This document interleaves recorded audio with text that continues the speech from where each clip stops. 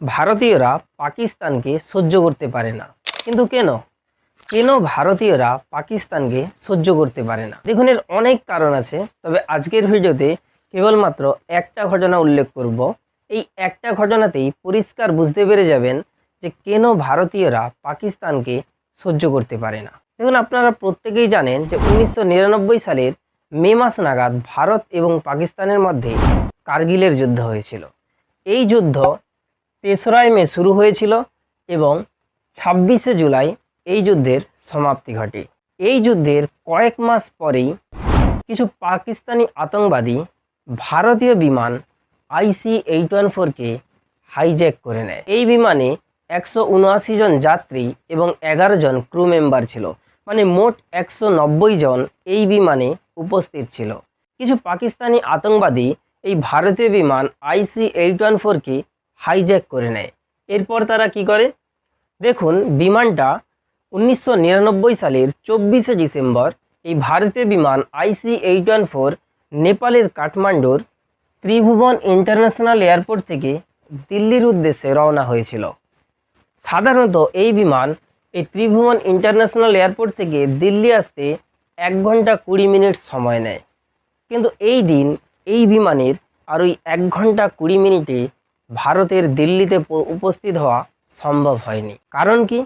এর কারণ হলো কিছু পাকিস্তানি হাইজ্যাকার্স ভারতীয় ওই বিমানকে হাইজ্যাক করে নিয়েছিল। বিমানটা ওই দিন মানে 24শে ডিসেম্বর 1999 সালে 4টার সময়, বিকেল 4টার সময় বিমানটা নেপালের কাঠমান্ডুর ত্রিভুবন ইন্টারন্যাশনাল এয়ারপোর্ট থেকে টেক অফ করে, মানে উড়ে যায়। বিমানটা উড়ে যাওয়ার পরে বিমানের যাত্রীদেরকে চা, কফি, পানীয় পরিবেশন করা হচ্ছিল। যাত্রীদেরকে পরিবেশন করার পর chief flight attendant Anil Sharma ককপিটের ভেতরে পাইলট, কোপাইলট আরও যারা আছে তাদেরকে চা, কফি পরিবেশন করার জন্য ককপিটের ভেতরে ঢুকলেন। যখন অনিল শর্মা ককপিটের ভেতরে ঢুকে চা পরিবেশন করে বেরিয়ে আসছিলেন, সেই সময় তিনি এমন এক দৃশ্য দেখলেন যা ওই বিমানে থাকা সমস্ত যাত্রীদের জীবন একেবারে বদলে দিয়েছিল। কারণ তিনি যখন ককপিটের ভেতর থেকে বেরিয়ে আসছিলেন, তখন তিনি দেখলেন একজন মাস্ক পরা ব্যক্তি হাতে বন্দুক নিয়ে অনিল শর্মাকে ধাক্কা মেরে ককপিটের ভেতরে ঢুকলো। সে ককপিটের ভেতরে ঢুকে পাইলট দেবীশরণের মাথাতে বন্দুক ঠেকিয়ে পাইলটকে আদেশ করলো যে এরোপ্লেন সোজা পশ্চিমে নিয়ে চলো, কোনো চালাকি করবে না। যদি চালাকি করেছো তাহলে এরোপ্লেনকে বোম মেরে ধ্বংস করে দেব। সে আরও জানালো যে সে ওই এরোপ্লেনে একা নয়, তার সাথে আরও 4 জন আছে, মানে মোট 5 জন আতঙ্কবাদী ওই এরোপ্লেনের ভেতরে আছে। তারা এরোপ্লেনকে হাইজ্যাক করে নিয়ে সোজা আফগানিস্তানে নিয়ে চলে যায়। আর ঠিক সেই সময়ও আফগানিস্তান তালিবানদের দখলে ছিল। আপনারা প্রত্যেকেই জানেন যে তালিবান এক প্রকারের কট্টরপন্থী ইসলামী গোষ্ঠী। ওই এরোপ্লেনে যারা উপস্থিত ছিল শেষ পর্যন্ত তাদের সাথে কি হয়েছিল? তার কি বেঁচে ফিরতে পেরেছিল নাকি পারেনি? চলুন আলোচনা করি। দেখুন, হাইজ্যাকার্সরা ককপিটের ভেতরে পাইলটের মাথাতে বন্দুক ঠেকিয়ে পাইলটকে বারবার আদেশ করছে যে এরোপ্লেনকে সোজা পশ্চিমে নিয়ে চলো। আর পাইলট জানে কয়েক মাস আগেই ভারত আর পাকিস্তানের মধ্যে কার্গিলের যুদ্ধ হয়েছে, এখনও যুদ্ধের রেশ তাজা আছে, তাই পাইলট কোনোভাবেই পাকিস্তানে যেতে চায়নি। এজন্য পাইলটও বারবার মানা করছে আর বাহানা করে বলছে যে লাহোরে যাওয়ার মতো জ্বালানি এরোপ্লেনে নেই। তবে হাইজ্যাকার্সরাও কোনো মতে শুনতে চাইছে না।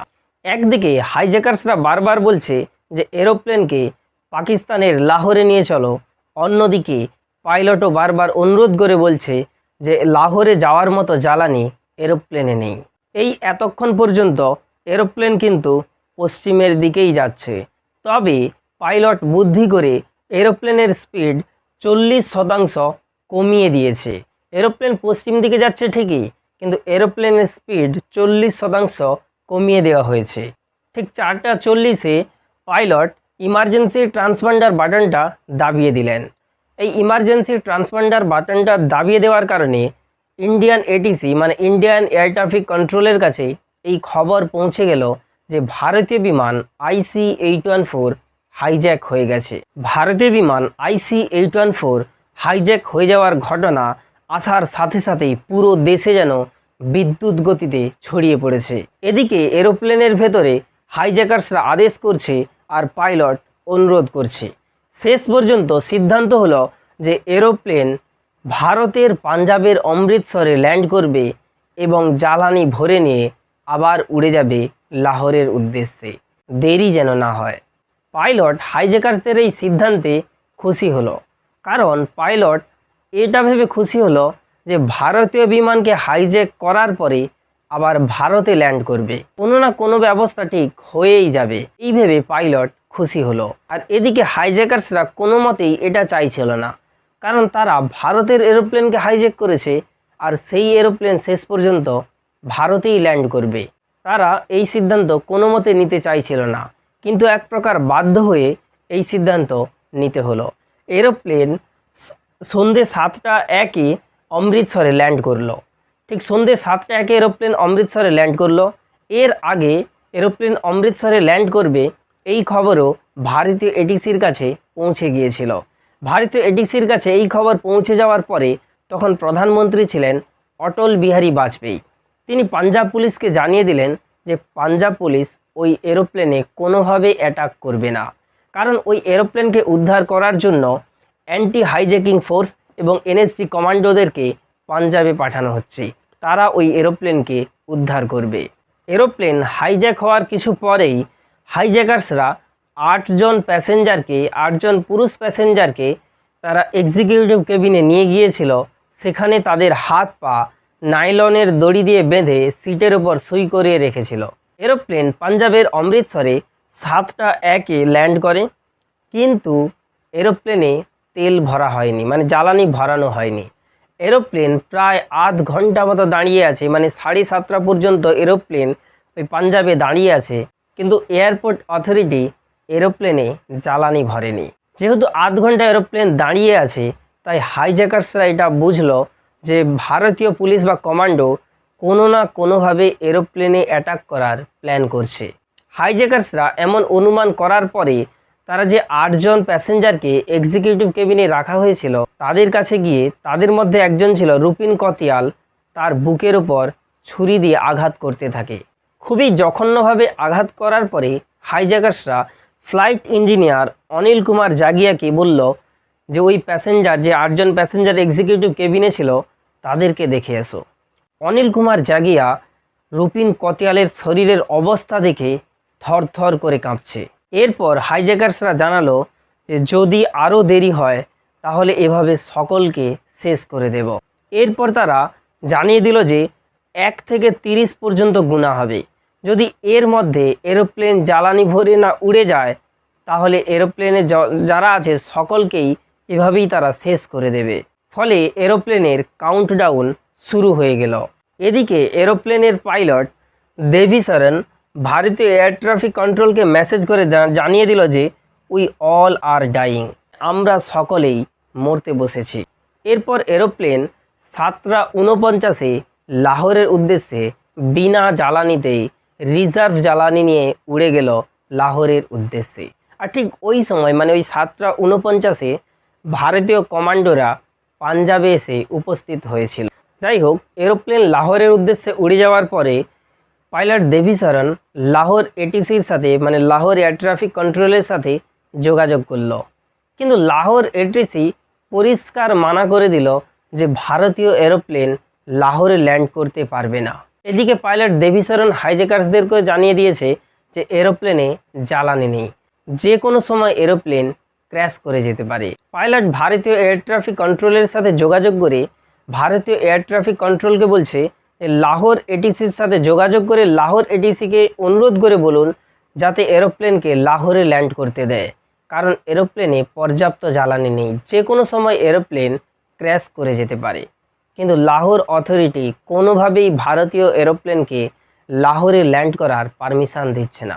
যাতে এরোপ্লেন লাহোর এয়ারপোর্টে ল্যান্ড করতে না পারে, এজন্য লাহোর এয়ারপোর্ট অথরিটি এয়ারপোর্টের সমস্ত লাইট বন্ধ করে দিল, এমনকি নেভিগেশন লাইটও পর্যন্ত লাহোর এয়ারপোর্ট অথরিটি বন্ধ করে দিয়েছিল, যাতে ভারতীয় এরোপ্লেন লাহোরে ল্যান্ড করতে না পারে। দূর থেকে পাইলট কিছু চকমকে লাইট দেখে ওদিকেই এগিয়ে চলে গেল ল্যান্ড করার উদ্দেশ্যে। পাইলট ল্যান্ড করার উদ্দেশ্যে যখন নিচের দিকে এসেছে, নিচের অবস্থা দেখে পাইলটের মাথা ঘুরে গেছে।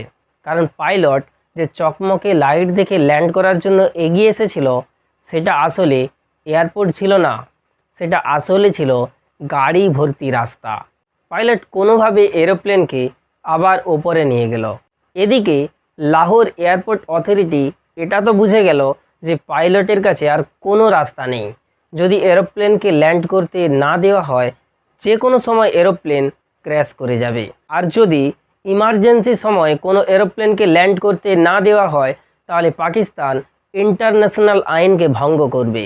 এজন্য ইন্টারন্যাশনালি পাকিস্তানের সমালোচনা হবে। তাই শেষ পর্যন্ত পাকিস্তান ভারতীয় এরোপ্লেনকে পাকিস্তানের লাহোরে ল্যান্ড করার পারমিশন দিল। দেখুন, এতটা শোনার পরে মনে হচ্ছে যে পাকিস্তানের এতে কোনো হাত নেই, পাকিস্তান এসব কিছু জানেই না। কিন্তু শেষ পর্যন্ত দেখলে বুঝতে পারবেন যে এই সমস্ত কিছুর পেছনে কিভাবে পাকিস্তান জড়িয়ে আছে। শেষ পর্যন্ত সন্ধে 8:07 লাহোরে ভারতীয় এরোপ্লেন IC-814 ল্যান্ড করলো। এরোপ্লেন লাহোরে ল্যান্ড করার খবর পাওয়ার সাথে সাথেই ভারতীয় হাই কমিশনার যে পাকিস্তানে ছিল, সেই এরোপ্লেনে থাকা হাইজ্যাকারদের সাথে যোগাযোগ করার জন্য বা ওই নির্দিষ্ট স্থানে পৌঁছানোর জন্য পাকিস্তানকে অনুরোধ করছে যে তাকে যেন হেলিকপ্টার প্রোভাইড করা হয়। কিন্তু পাকিস্তান অথরিটি তাকে উপযুক্ত সময়ে হেলিকপ্টার দেয়নি, যাতে সে ওখানে পৌঁছতে না পারে। দ্বিতীয়ত, ওই সময় যে পাইলট বারবার পাকিস্তান অথরিটি মানে লাহোর এয়ারপোর্ট অথরিটিকে বারবার অনুরোধ করে বলছে যে সমস্ত যাত্রীরা অসুস্থ আছে, যাদের বয়স অনেক বেশি, বা যে সমস্ত মহিলা বাচ্চারা আছে, তাদেরকে যেন পাকিস্তানে নামিয়ে নেওয়া হয়। কিন্তু পাকিস্তান অথরিটি তার পারমিশনও দেয়নি। এমনকি ওই এরোপ্লেনে থাকা যাত্রীদের জন্য খাদ্য পর্যন্ত পাকিস্তান দেয়নি। পাকিস্তান কি করলো, যে ওই এরোপ্লেনে জ্বালানি ভরে দেওয়ার পরে এরোপ্লেন আবার উড়ে গেল পাকিস্তান থেকে। এরোপ্লেন ওখান থেকে ওড়ার পরে হাইজ্যাকার্সরা পাইলটকে বলল যে এরোপ্লেনকে আফগানিস্তানের কাবুলে নিয়ে চলো। কিন্তু পাইলট জানিয়ে দিল যে আফগানিস্তানের কাবুলে রাত্রিবেলা ল্যান্ড করার কোনো রকম সুবিধে নেই, ওখানে লাইটের ব্যবস্থা নেই। এরপর হাইজ্যাকার্সরা বলল তাহলে ওমানে নিয়ে চলো। কিন্তু ওমানের সাথে যোগাযোগ করার পরে ওমান সরকার এই হাইজ্যাক হওয়া এরোপ্লেনকে ওমানে নামানোর জন্য পারমিশন দিল না। শেষ পর্যন্ত এরোপ্লেন দুবাইয়ে যাওয়ার জন্য রওনা হয়ে গেল। এরোপ্লেন দুবাইয়ে গিয়ে দুবাইয়ে ল্যান্ড করলো এবং দুবাইয়ে একটা শর্তের উপরে ল্যান্ড করেছিল। দুবাইয়ে ল্যান্ড করার শর্ত ছিল যে ঘায়েল অসুস্থ ব্যক্তিদেরকে দুবাইয়ে নামিয়ে দিতে হবে, মতান্তরে যে যাত্রীদের জন্য ওখানে খাদ্যের ব্যবস্থা করতে হবে বা যাত্রীদেরকে খাদ্য দিয়ে দিতে হবে।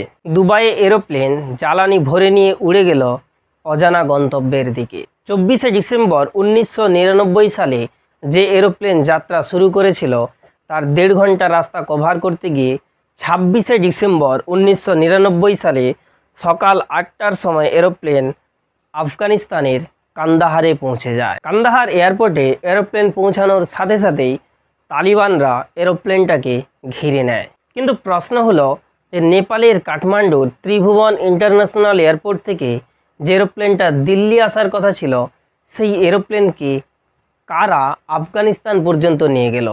তারা কারা? ওই এরোপ্লেনে 5 জন হাইজ্যাকার্সরা ছিল, যারা এরোপ্লেনে নিজেদের ডাকনাম রেখেছিল চিফ ডক্টর বার্গার শঙ্কর ভোলা। তাদের প্রকৃত নাম কি? চিফ, যার প্রকৃত নাম ছিল ইব্রাহিম আক্তার; ডক্টর, যার প্রকৃত নাম ছিল সৈয়দ আক্তার শাহিদ; বার্গার, যার প্রকৃত নাম ছিল সানি আহমেদ কাজী; শঙ্কর, যার প্রকৃত নাম ছিল সাকির।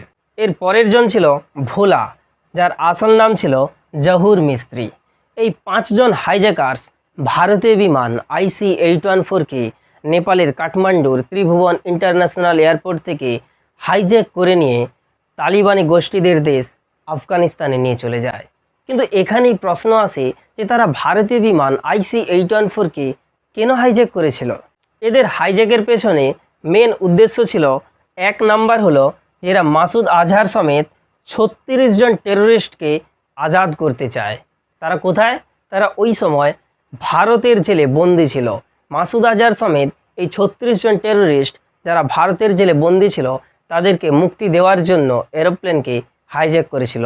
কেবল এই একটা নয়, দ্বিতীয় হলো তার হারকাতুল মুজাহিদিনের ফাউন্ডার সাজ্জাদ আফগানির মৃতদেহ ফেরত নেওয়ার জন্য এরোপ্লেনকে হাইজ্যাক করেছিল। তৃতীয় হলো 200 মিলিয়ন ইউএস ডলার ফাইন চায়। তারা 200 মিলিয়ন ইউএস ডলার নেওয়ার জন্য এরোপ্লেনকে হাইজ্যাক করেছিল। মোট 3টি উদ্দেশ্যে তারা ভারতীয় বিমান IC-814কে হাইজ্যাক করেছিল। 1 নম্বর হলো মাসুদ আজহার সমেত 36 জন টেররিস্টকে ছাড়তে হবে। দ্বিতীয় হলো হারকাতুল মুজাহিদিনের ফাউন্ডার সাজ্জাদ আফগানির মৃতদেহ ফেরত দিতে হবে। 3 নম্বর হলো 200 মিলিয়ন ইউএস ডলার দিতে হবে। তবেই তারা ভারতীয় বিমান IC-814কে ভারতে পৌঁছে দেবে, মানে ভারতে আসার জন্য পারমিশন দেবে বা ছেড়ে দেবে। নাহলে তারা ওই এরোপ্লেনে থাকা সমস্ত যাত্রীদেরকে শেষ করে দেওয়ার হুমকি দেয়। এই এরোপ্লেনকে উদ্ধার করার জন্য ভারত একটি নেগোসিয়েশন টিম গঠন করে।